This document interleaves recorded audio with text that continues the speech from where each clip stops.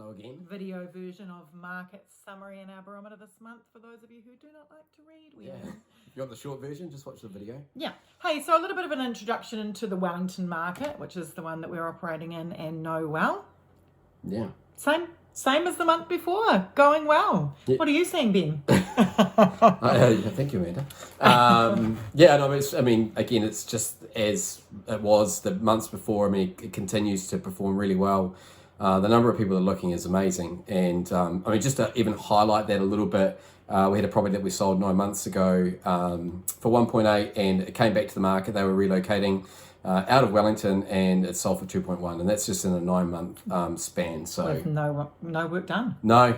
Something that's quite interesting that we've noticed, I think since COVID and that flexible working from home arrangement, we've sold 5 properties in total for people who are now allowed to work from home and have decided to make that lifestyle move over the hill. Good for them. Yeah, and I think that's obviously flowed on, again, Wellington over to the Wairarapa. There's been a lot of interest over in the Wairarapa because of people, that opportunity to work from home.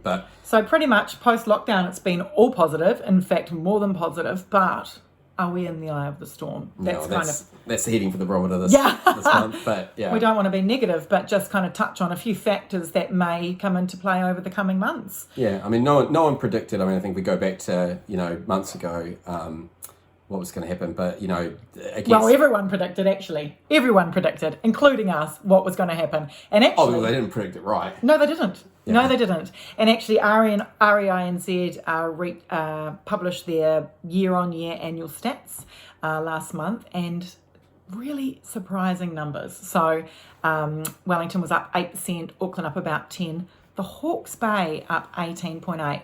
But the biggest surprise and the most speculated on market was the Otago market. Now, this is made up of Dunedin and a number of small towns, but also Queenstown and Wanaka that, tipped to crash, fall through the floor. That is up 21% year on year. Yeah. How is that even possible? There is no doubt that with the mass exodus of seasonal workers, loss of jobs, that rents are down. They are down 30% year on year. To date, people are seeing it as an opportunity to buy their lakeside dream home.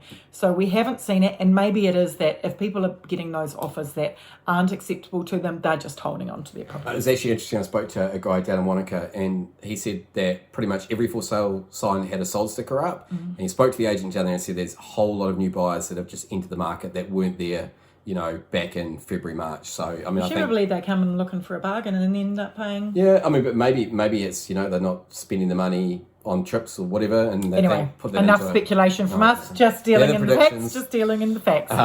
But are we dealing in a false economy? That's going to be interesting.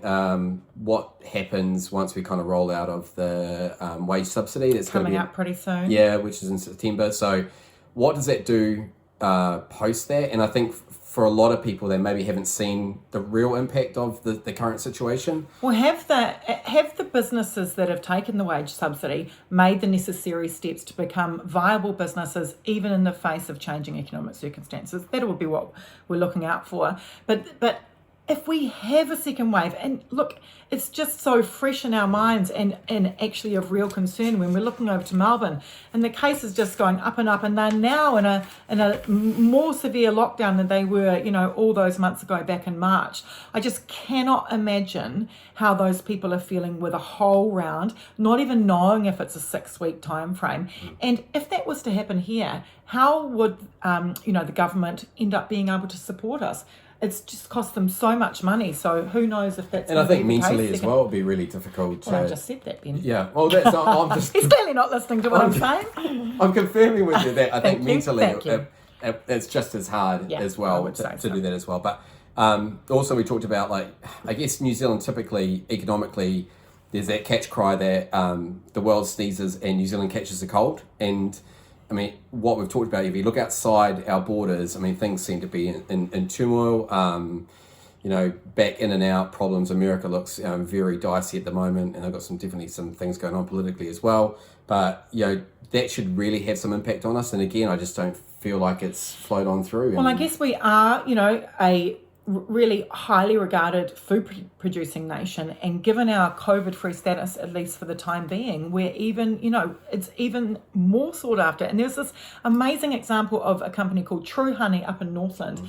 Now they are selling the highest unique Manuka factor, I think it is, Manuka honey for $2,700 a jar for a 230 gram jar, which is great for them. They've even hired 30 new staff to keep up with the demand. So there's a great success story. Where there's a downside, there's always an up. So that's but yeah. Yeah, and I think, you talked about as well, if you come back to what's been going on, is like, I'm a bit of a political junkie. I'm no allegiance, just like to watch it from the outside. But I think with everything that's been done, at some point we have to be given some bad news, and maybe it's not going to happen pre-election, and depending who gets in, then I guess that's the opportunity for them to then tell us maybe what really is going on and how difficult it might be economically going forward. But it's easier to tell you that bad news after the election. For now, a little bit of ignorant bliss, perhaps. Yeah, why not? Yeah. So that's our summary for this month. Hope you enjoyed it. If you've got any questions, do not hesitate to let us know. We're kind of ramping up. We're looking forward to the election being over, to be honest. It always puts a bit of a pause on the Wellington market, but we've got lots of great listings pitched to launch and close before the election and ramping up for afterwards. So come to us if you've got any questions. Looking forward to talking to you soon. All right, thanks. Goodbye.